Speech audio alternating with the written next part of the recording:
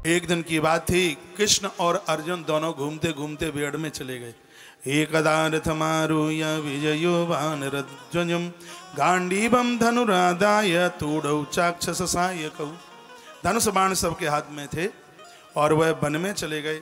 तो जंगल में थोड़ा सा अर्जुन आगे, थोड़े से अर्जुन आगे बढ़े तो अर्जुन ने क्या देखा कि पानी में एक कोई बाला तपस्या में बैठी हुई है। कृष्ण ददृशतौ कन्या चरंतिम चारुदर्शनाम, जिसकी दृष्टि भगवान श्री कृष्ण के ऊपर थी।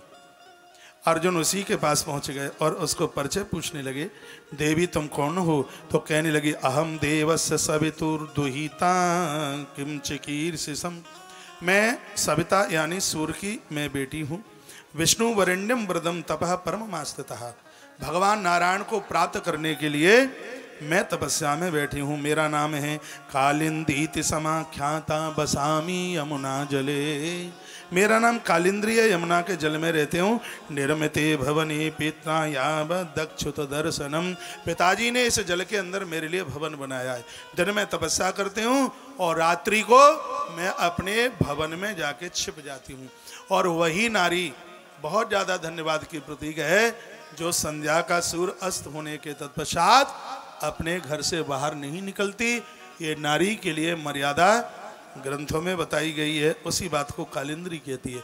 मैं कभी सूर्य अस्त के बाद अपने घर से बाहर नहीं निकली, मेरा नाम कालिंद्री है और भगवान श्री कृष्ण को प्राप्त करने के लिए मैं तप कर रही हूँ।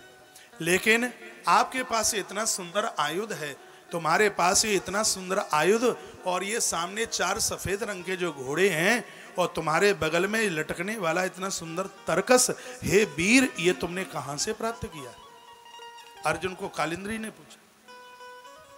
तुम्हारे पास इतना सुंदर ये धनुष, इतना सुंदर तोड़ी तरकस और ये इतने सुंदर 4 श्वेत रंग के घोड़े, ये तुम्हारे पास कहां से आए? तो कहा, अग्नये खांडवम दातु अर्जुन शायाय सारथी। भगवान सुखदेव कहते हैं, हे परीक्षित, जिस समय खांडव को तैयार कर रहे थे, अग्नि देवता को यज्ञ की आहुतियां डाली गई। सुनो, बोलो बांके बिहारी लाल की जय हो। जल्दी कर दो। आज के आनंद की जय हो। जय जय श्री राधे, जय जय श्री राधे, श्री राधे। सुखदेव भगवान कहते हैं, सो अग्नि तुष्टो धनुरुद्धायास्पा रथम नपा अर्जुनायाक्षोत्रणाम बर्मः चमदिस्मस्त्रभी। यानी जिस समय खांडव को तैयार कर रहे थे, इंद्रप्रस्थ नगरी का निर्माण हो रहा था, उससे पूर्व की बात ही यज्ञ को आहुति अग्नि देवता को घी डाल डाल करके तृप्त किया गया। तो इतने प्रसन्न हो गए थे अग्निदेव ने प्रसन्न होकर के अर्जुन को कुछ चीजें दी थी।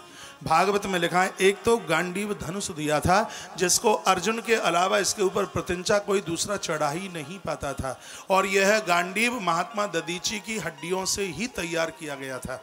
गांडीव दिया गया और सफेद रंग के 4 घोड़े दिए गए जिनको कभी पसीना नहीं आता था, जिनको कभी थकान नहीं होती थी। और आनंद की बात यह थी कि बाण उनमें लगते और अपने आप बाण निकल करके घाव अपने आप पुर जाता था।